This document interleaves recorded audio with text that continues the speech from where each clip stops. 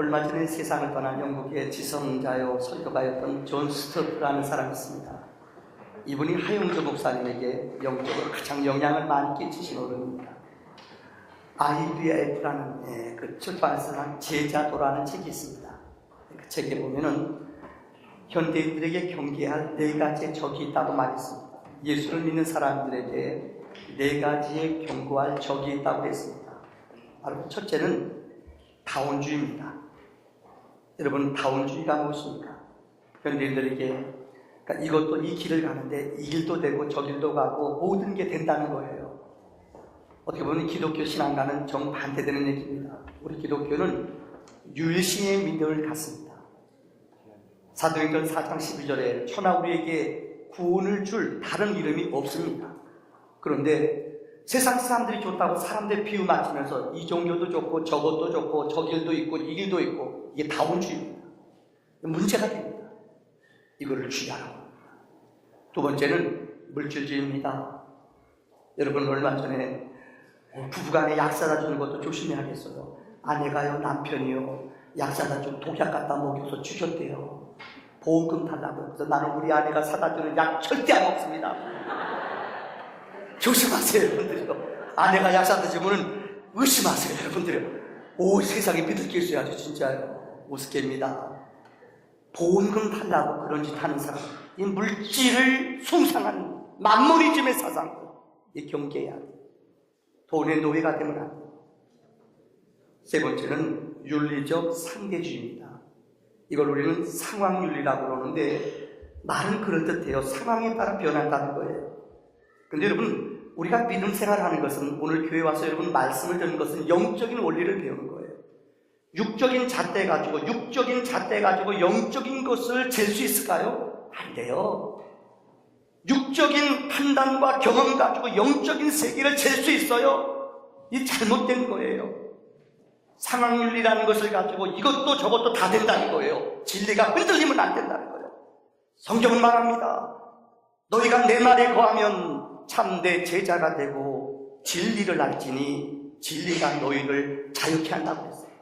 진리는 변하는 것이 아닙니다. 네 번째는 나르시시즘이라는 겁니다. 입에도 담고 싶지 않습니다만은 한성주라는 유명한, 여러분들 알지요? 미스코리아 출신이고 아나운서 출신이고 정신분석학에서 쓰이는 용어입니다. 나르시시즘이라는 말은 자아도취, 거울 보고선 그러는 거예요. 거울 보고 늘 이런 얘기하면 안 되는데, 거울아 세상에서 누가 제일 예쁘니? 너? 이래야지 기분 좋아요. 이런 얘기하면 안 되는데, 여러분 오해하지 말고, 거울아 세상에서 누가 제일 예쁘니? 거미예요. 거미. 미친년 또 시작하네. 요즘 착각 속에 자기 옷 벗고 비디오에다 자기 사진 찍어요. 왜? 자기 도취에 살아가요. 내가 제일 잘난 것 같고 자기가 제일 식스팩인 것 같아요. 착각하며 살아가는 사람. 남은 눈에 들어오지 않아요. 이게 무서운 거예요. 자기만 사랑하면 남은 무시하고 남은 우습게 여기는 거예요. 이게 나르시시즘. 이것을 성경은 우리에게 경고하고 있습니다. 어떻게 보면 오늘 본문의 내용을 우리가 지금 기도원을 계속 강의하고 있습니다만은 기도원 시대의 영적인 역사가 돼요. 많은 사람들이, 여러분, 우상신을 섬기느라고 이스라엘 백성들은 유일신앙을 잊어버리고 말았어요. 이방신 섬기는 사람들이 폭력이 있고 무력이 있고 힘이 있어요. 그러니까 이스라엘은 숨도 못 쉬어요. 바알신을 섬기고 아세라신을 섬기면서 하나님 앞에 나오지 못해요. 물질이 팽배한 세대 속에서 이스라엘 백성들은 기죽어 살아가요. 숨을 못 쉬고 살아가요. 두려움 속에 살아가요. 그런데 하나님이 이런 시대 속에 한 사람을 보내셨어요. 그게 누구냐? 기도원입니다.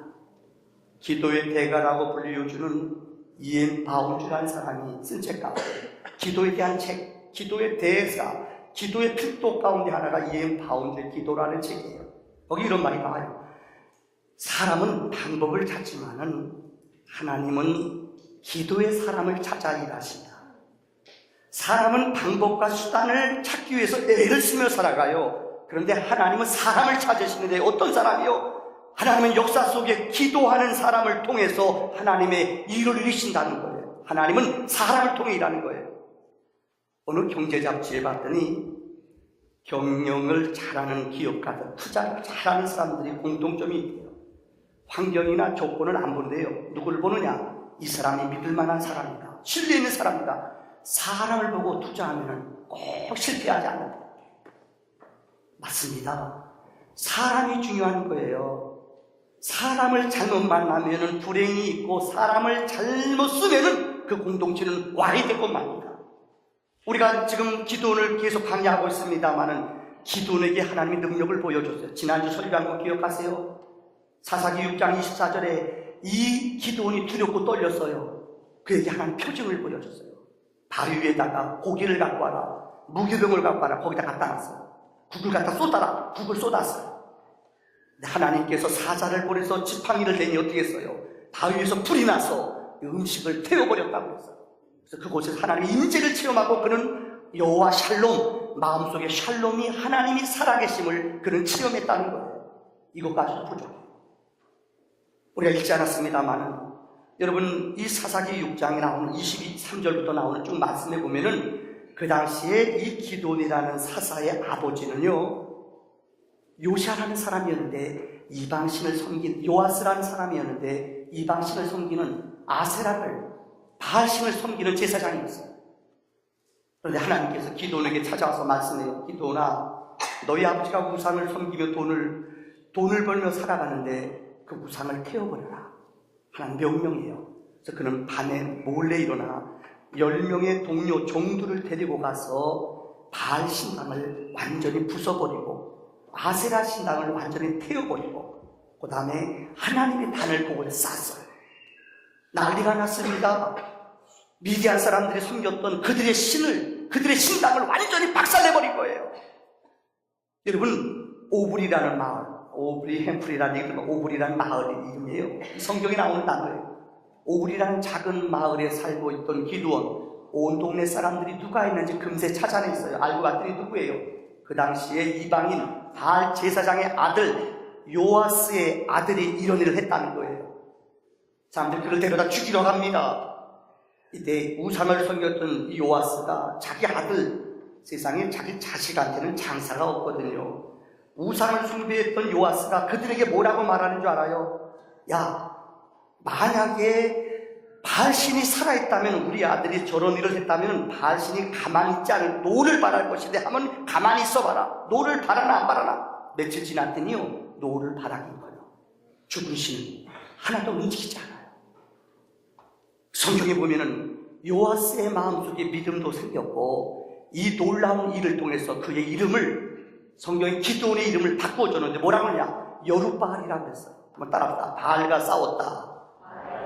다시요. 바알과 싸웠다.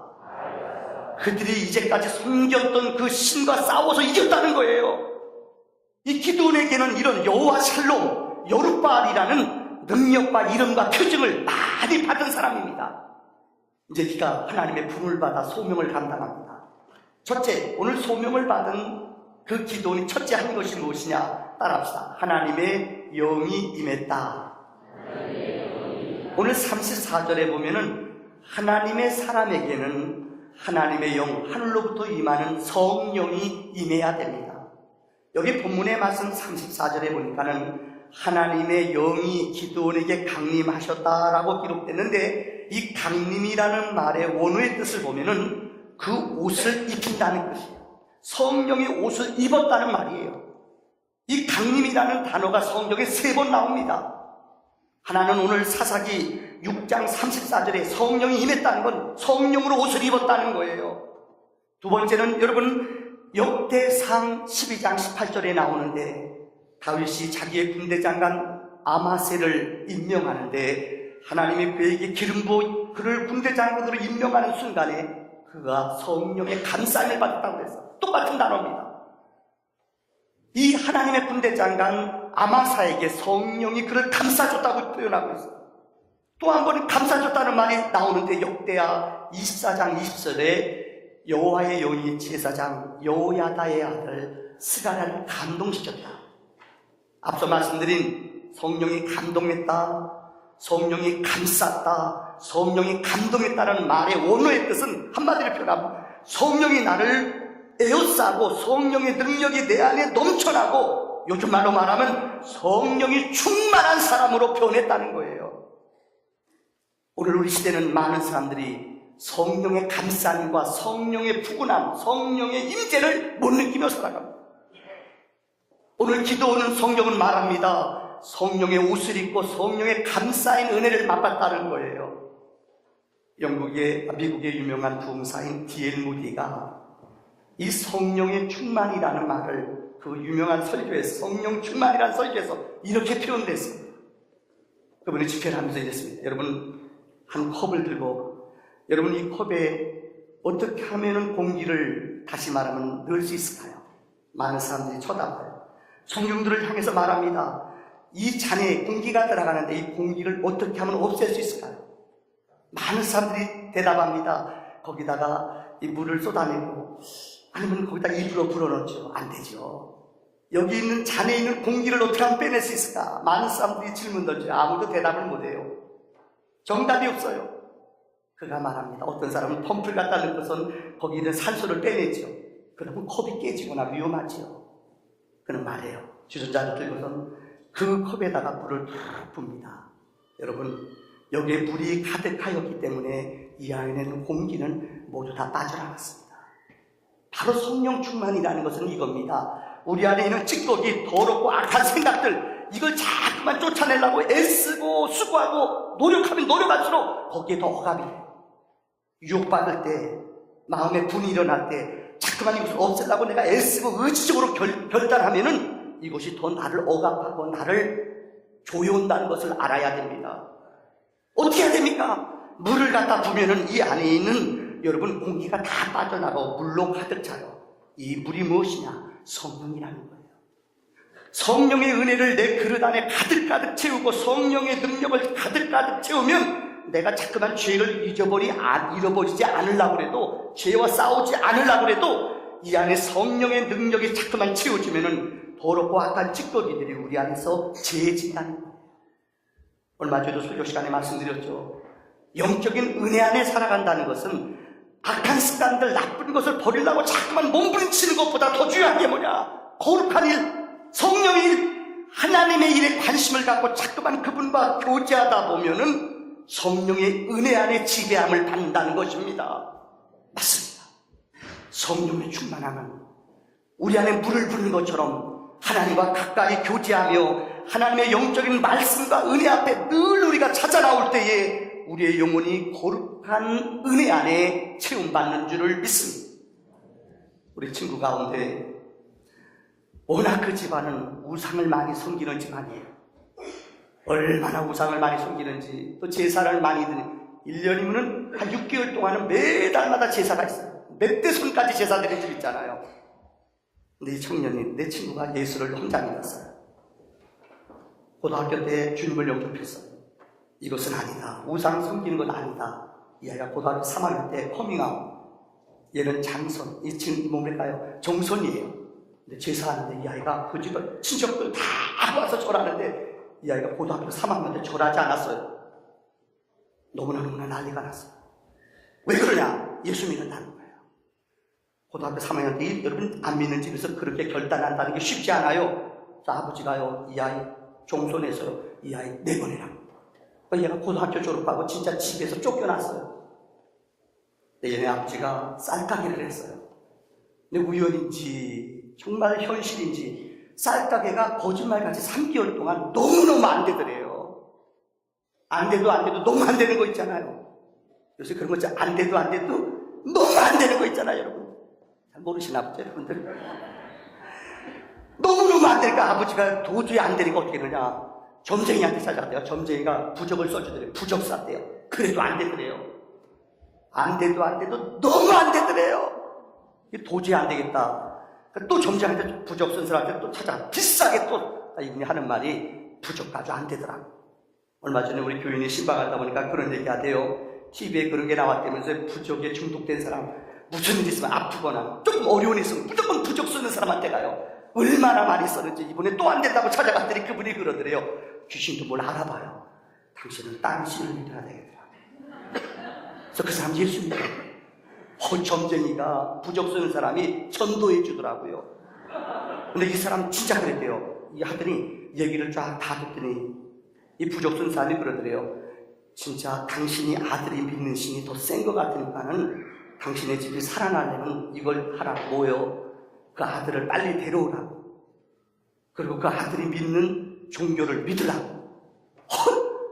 이 전쟁이가 전도를 해줬대요. 내 아버지가 워낙 사업이 안 되고 어려우니까 겁이 나니까 여러분 우상 섬기는 사람, 여러분들 하나님 모르는 사람들 이런 말이 쏠깃하거든요. 빨리 아들 데려오라고 해서 아들 당장 데려왔대요. 그리고 여러분 아세요? 예수 믿었어요. 근데 그 아버지가 지금 장로님 됐어요. 묻지도 않네 여러분들. 각박하네요. 아들은 목사가 됐어요. 여러분 하나님의 영은 권세와 능력과 우리를 살리는 은혜의 역사인 줄 분명히 믿습니다. 두 번째는 오늘 본문에 보니까 그에게 기도원에게 성령이 임했어요. 그러니까 그가 한 내용이 뭐냐? 오늘 본문에 보면은 나팔을 불었다고 그랬어요. 한번 따라합시다. 나팔 부는 신앙. 그 당시 이스라엘 백성들은 7년 동안, 아니 그 이전부터 오랫동안 이방 나라의 포로가 되고 이방 나라에 억압돼 살았습니다. 그들은 비전이 없었습니다. 잠자는 백성이었습니다. 근데 하나님이 기드온이라는 사사에게 성령이 임하니까는 그가 나팔을 온 백성들에게 나팔을 심껏 불었어요. 그래서 잠자는 영혼들을 깨웠어요. 죽은 영혼들을 나팔을 부니까 일어났어요. 그래서 오늘 본문의 성경은 이렇게 말합니다. 그때까지는 온 백성들이 동굴에 숨었다고 했잖아요.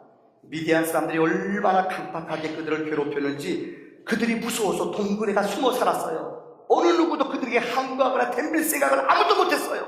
그런데 기드온이 백성들을 향하여 성령을 받고 나팔을 크게 불었더니 32,000명, 오늘 나오지 않습니다. 7장에 나와요. 32,000명의 이스라엘 사람들이 모여들었다고 그랬어요. 오늘 성경은 그 구체적인 지파를 이야기합니다. 아비에셀의 사람, 특별히 므낫세가 기드온 지파 아닙니까? 므낫세 사람, 아셀 지파, 그다음 여러분 스불론 지파, 납달리 지파, 32,000명의 잠자는 두려움에 사로잡혔던 이스라엘 백성들이 모여들었다는 거예요. 나팔을 불 때 잠자는 영혼들이, 여러분들 비전이 없는 백성들이 하나님의 나팔과 영적인 메시지가 임할 때 깨어나는 기적이 있는 줄을 믿습니다. 여러분 성령이 임하고 나팔이 불어지면은요 우리 인생에게 때를 발견할 줄 알아요. 그래서 여러분 성경의 시편 90편에 보면 하나님 우리에게 나를 계수할 수 있는 지혜를 주세요. 인생을 살아가면서 내가 지금 어디로 가고 있는지, 내가 어떻게 살고 있는지 나를 볼 수 있는, 나를 계수할 수 있는 지혜를 달라고 말하고 있어요. 늘 말씀드립니다마는 인생을 소명 없이 그냥 덧없이 사는 사람이 있어요. 이것을 우리는 크로노스라고 해요. 내가 어디로 가는지, 어떻게 인생을 살아가는지 모르고 살아가는 사람. 그런데 하나님을 만난 사람에게는 이 때와 시간이 바뀝니다. 이것을 우리는 카이로스라고 해요. 카이로스가 뭐예요? 인생의 의미와 때를 알며 세월을 아끼며 살아가는 사람입니다. 이제까지는 게으름으로 살아갔어요. 근데 시간을 규모 있게 쓸 뿐만 아니라 내 때를 계수하며 인생의 계획과 마스터 플랜을 세우면서 하나님의 손에 붙잡힌 바 되어 그분과 더불어 살아가는 삶이에요. 이제까지는 죄악의 달콤한 유혹에 빠져 살아요. 여러분들 어쩌녁에 식사하면서 얼핏 TV를 봤더니 너무너무 끔찍하고 놀라운 일이에요. 우리나라의 중년 40대 50대 분들이 묻지마 관광이라는 게 있대요. 여기 절대 가지 마세요.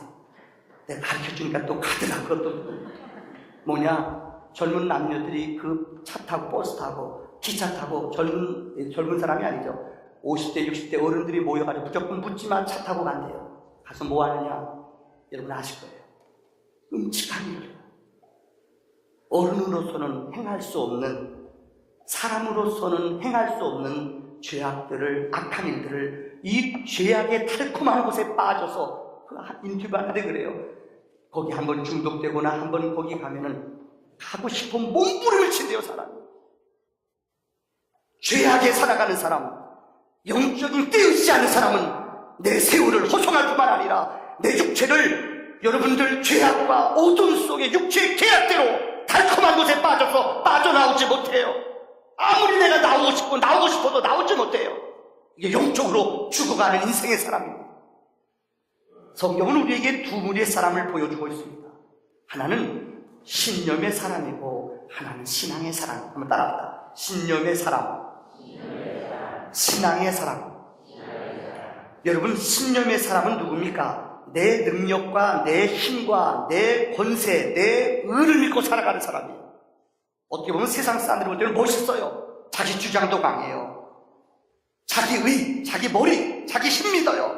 이게 신념의 사람이에요. 그러나 여러분, 신념으로 살아가는 사람은 기억하세요. 잘 넘어집니다. 낭만은 잘합니다. 그러나 신앙의 사람은, 세상 사람들이 볼 때는 신앙으로 살아가는 사람, 야, 저렇게 유약해.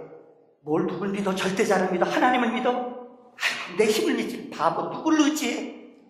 세상 사람들이 볼 때는 믿음 있는 사람, 하나님을 의지하는 사람이 유약해 보이고 보잘것없어 보여요.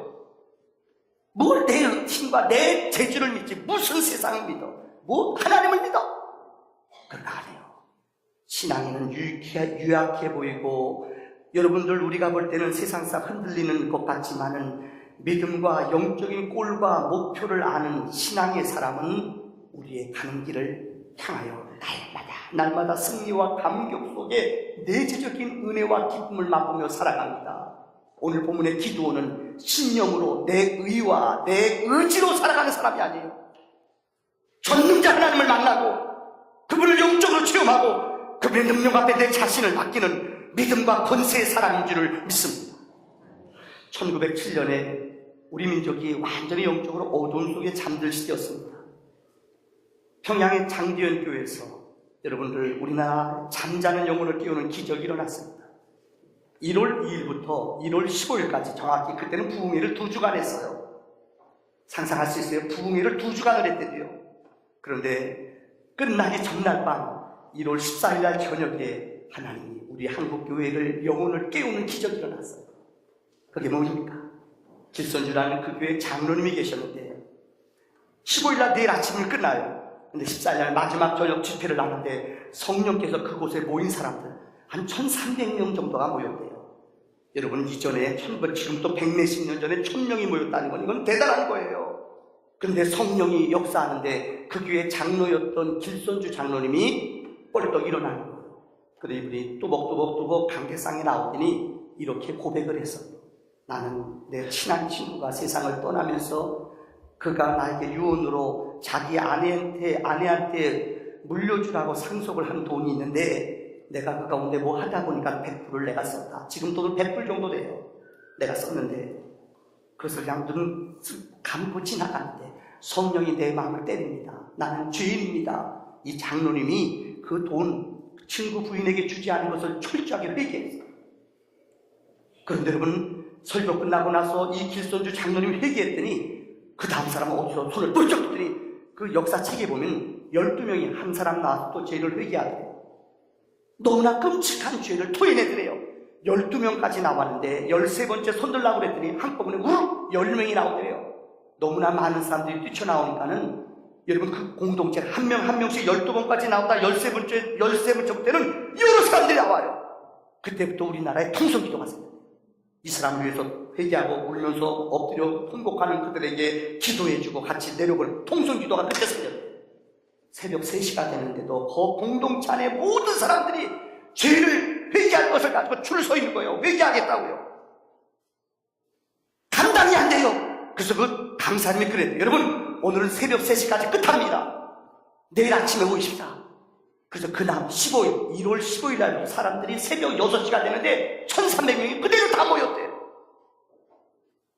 그때부터 우리나라에 1907년 1월 15일부터 새벽 기도가 시작됐단 말입니다. 놀라지 마십시오. 정말로 입에 담지 못할, 우리가 상상하지 못할 죄악들을 사람들이 나와 토해내는데 잠자는 교회마다, 잠자는 영혼마다 일어나는 회개의 영이 우리에게 임했다는 거예요. 평양신학교 학생들이요, 신학생들도 여러분 컨닝할까요? 안 할까요? 신학생들도 컨닝해요. 여러분, 목사님 컨닝했어요? 했어요. 회개했어요. 여러분, 신학생들도 컨닝하는 학생들이 막 통해 작업하며 회개하는 기적이 나타났어요. 그때 나타나는 현상을 아십니까? 여러분, 어느 교회에서는 그 평양의 장교에게는 그 1년 동안 그 평양 시내 4,000명의 사람이 세례받고 하나님 앞에 돌아왔대요. 나라를 위해서 사람들이 회개하는 운동이 벌어졌어요. 우리나라에 정말 그 당시에 빚이 너무나 많았습니다. 그래서 국제보상운동이 벌어졌어요. 비녀를 뽑아서, 할머니들 금비녀를 뽑아서 정말 아낌없이 나라 빚 갚는데 써야겠다. 누구도 얘기하지 않았는데 술, 담배, 우리나라를, 여러분들 이 농사를 짓지 않은 가을, 겨울철에 사람들이 모여서 화투하고 그 다음에 술, 담배 때문에 우리나라가 너무너무 찌들렸어요. 그래서 교회에서 자성적으로 나타난 운동이 술, 담배, 축적하는 것, 도박하는 것을 끊는 회개 운동이 자성적으로 우리 교회에서 일어났다는 거예요. 나팔이 불려지면은 아십니까? 나팔 소리가 우리 영혼 속에 들리면은 사람에게는 회개 운동이 나타납니다. 변화의 운동이 나타납니다. 나팔 소리가 우리 안에 불어질 때에 통해와 거듭남과 하나님 능력 앞에 나오는 애통과 회개의 기적이 나타나는 줄을 믿습니다. 마지막 세 번째입니다. 한번 따라합시다. 징표를 원하는 기도. 보세요. 앞서 말씀드렸죠. 다위에다가 고기를, 여러분 또 떡을 갖다 놨는데 그곳에 하나님께서 기적으로 여호와 샬롬이란 기적 보여줬잖아요. 또 나팔을 불었더니 32,000명이 또 모였다고 그랬잖아요. 이런 많은 표적과 능력을 보여줬음에도 불구하고 오늘 기도는 또 하나님 앞에 표적을 보여달래요. 하나님, 한 번만 더 나에게 표적을 보여주세요. 이게 바로 우리 인간들의 모습이에요. 어떤 분은 그렇게 예수 믿었대요. 아침에 꼭 출근할 때 성경 하나도 안 읽다가 출근할 때만 성경책 쫙 펴면서 오늘 나에게 주시는 말씀 딱 펴본대요. 딱 눈에 들어오는 말씀, 이게 하나님이 주시는 말씀, 이게 얼마나 무서운 얘기인 줄 아세요? 그래서 어떤 분이 아침마다 출근할 때 성경 하나도 안 읽다가 출근할 때만 성경책 쫙 폈더니 마태복음 27장 5절이에요. 목매어 나가서 죽어라. 이게 들어와요. 기분 나쁘잖아요. 또 두 번째 폈어요. 이거 내 생각에 두 번째 또 쫙 폈어요. 누가복음 10장 30절 가서 너도 이와 같이 행하라. 헷갈리잖아요. 얼마나 웃기는 얘기예요. 그래서 3번 우리 한국 사람은 떼쓰는데 3번 또 딱 펴봤대요. 그러니까 요한상 18장이 내가 어느 때까지 불사에서 머뭇머뭇하려느냐. 죽어요 안 죽어요? 죽어야 되죠. 말씀대로 살고. 이건 잘못된 신앙이에요. 여러분, 예수 믿으면서 이 성경이 부족같이 믿는 사람이 있어요. 혹시 여러분 그렇잖아요? 이 성경책 그냥 차 안에만 갖다 놓으면은 이것이 나를 보호해준다고 믿는 사람이 있어요. 엉망을 살아요. 못된 짓 다 해요. 누가 보고 난 건 성경책은 못된 짓 해요. 그런데 뒤에다 성경책 갖다 놔요. 그러면은 이 성경책이 나를 지켜주는 줄 알아요. 이건 잘못된 일이에요. 오늘 본문에 징표를 원하는 기도원을 보세요. 그렇게 하나님의 표적을 보여줬잖아요. 하나님 능력을 보여줬잖아요. 그런데 그는 하나님께 또 도전해요. 하나님, 진짜 하나님이 한 번만 더 시험할게요. 양털 한 뭉치를 갖다 놓고 하나님 진짜 살아계시다면요, 오늘 밤 지나면은 이 양털에 이슬이 맺히게 하시고요, 그 주변을 다 마르게 해주세요. 그 다음날 딱 일어났더니 여러분 양털 한 뭉치 있는데 가봤더니 너무나 놀라우게 양털을 들어봤더니 쫙 짰더니 물이 한 봉투 나와요. 너무 놀라운 일이 났어요. 그대로 하나님이 그에게 되게 했어요. 그러면 믿어야지요. 근데 기도는 뭐랬죠? 하나님 한 번만 더. 이번에 거꾸로요. 양털만 뽀송뽀송 마르고 옆에 있는 땅에는 이슬이 잔뜩 내리게 해주세요. 또 그랬대요. 하나님이 들어줬을까요? 안 들어줬을까요? 또 들어줬어요. 하룻밤 또 지나고 일어났어요. 그랬더니 여러분 성경에 보세요. 32,000명 모였던 사람들이 소명과 사명 뜨거운 마음으로 모였는데 이 지도자는 자꾸만 하나님을 의심해요. 징표를 또 원하는 거예요. 또 징표, 또 징표. 그 다음날 일어났더니 놀라운 일이, 정말 그 양털 한 뭉치에는 뽀송뽀송 말하는데 그 주변에는 이슬이, 물이 가득 찼다고 했어요. 여러분, 혹시 여러분 가운데 예수를 믿으면서 이렇게 신앙생활 하지 않습니까? 하나님 표적 좀 또 보여주세요. 또 보여주세요. 여러분, 우리가 이 대한민국에 태어났다는 것 자체가 축복이요 기적인 줄 믿으시기 바랍니다. 외람된 얘기 같습니다만 정말 여러분 아프리카 땅에 그들을 피하해서가 북한 땅에 태어나 보세요. 북한 땅에 지금 예수를 믿는다는 것 때문에 한 45만 명의 지하에서 무지무지 고통을 당하는, 죽임을 당하는 성도들이 있대요. 예수 믿는다는 것 때문에. 그런데 우리는 마음껏 하나님 부를 수 있잖아요. 대한민국에 태어나고, 아니 우리가 예수를 믿는다는 것, 하나님의 자녀가 되었고 보혈의 능력으로 하나님이 나에게 구원의 감격을 주신 것, 나의 죄를 모두 사해 주시고 나를 능력으로 인도했다는 것, 이것은 감격이요 축복인 줄 믿습니다. 여러분 생각해 보세요. 제가 여러분들을 만났다는 것, 여러분들이 저를 만났다는 것, 이건 기적이에요. 그 많은 교회 가운데 저를 하나님이 이곳에 와서 여러분을 섬길 수 있는 목자가 되게 했다는 것, 여러분이 저를 만나서 제 꼴을 먹을 수 있다는 것, 이건 하나님이 예비하신 거룩한 축복이요 기적인 줄 믿습니다. 오늘 저는 여러분에게 소설 하나를 소개해 줌으로 설교를 마치려고 합니다. 프랑스의 작가 앙포스 도테라는 단편소설 작가예요. 이 사람이 쓴 책 가운데 고세 신부와 불로 장생주라는 책이 있어요. 이 책의 내용은 다음과 같습니다. 프랑스 어느 한 수도원이 있었는데요. 프레몽트라는 수도원이었어요. 수도사들이 모여서 전통적으로 오래된 수도원이었습니다. 그런데 그곳에 고세라는 수사가 있었어요. 신부 밑에 수사에 일하는 사람. 이 사람은 젖소 2마리를 키우면서 그곳 수도원에서 일하는 사람 젖소를 짜서 공급해주는 수사예요.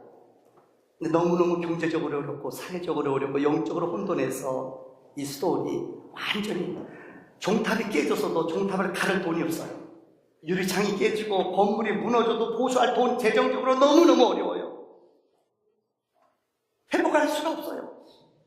수도원에 있는 사람들이 끼니를 2끼밖에 못 먹을 정도로 어려워요. 그런데 고세라는 수사가 어린 시절에 자기가 배웠던, 가만히 보니까는 자기가 어린 시절에 양부모 밑에서 어린 시절에 배웠던 이 포도주를 만드는 기술을, 장생주, 불로 장생주를 만드는 것을 어린 시절에 어깨너머로 배웠어요. 그래서 이걸 얘기해요. 내가 좀 수입을 얻기 위해서 우리 수도원에서 이 포도주를 만드는, 불로 장생주를 만드는 비법을 한번 연구해 볼게요. 신부님이 시켰어요. 6개월 동안 너무너무 열심히 먹어보고 또 연습하고 6개월 만에 불로 장생주를 만들었어요. 대박이에요. 품질이 보장, 맛있어요. 너무너무 잘 팔렸어요. 여러분, 몇 개월 만에 완전히 수입이 적자로 완전히 돌아섰어요. 종탑도 고쳤습니다. 그 다음에 여러분들 유리창도 건물도 다시 다 고쳤습니다. 너무너무 귀한. 그런데 문제가 생겼어요. 이 고세 수사가 여러분들 그 수도원에서 끼친 영향 때문에 모든 사람들이 그에게 신부의 자격을 줬어요. 그래서 그는 신부가 되었어요. 그런데 매일 낮마다 시도 때도 없이 고세 신부는 술이 취 고주망태가 돼서 술독에 빠져서 노래 부르면서 늘 그들이 찌어 노래 부르면서 다니는 거예요. 너무 꼴불견이에요. 그래서 그곳의 원장님이 이 고세 신부에게 명령해요. 자네는 그 방에 들어가, 술 만드는 그 제주장에 들어가 절대 나오지 말아라 명령을 내렸어요. 여러분, 술독에 빠져서 회복하지 못한 고세 신부, 그는 낮이나 밤이나 그 술독에 빠져 나오지를 못합니다.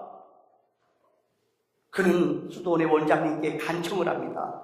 제발 신부 서품을 벗어도 좋사오니 이전에 수사로 가서 내가 젖소를 키웠던 그 자리로 가게 해주세요.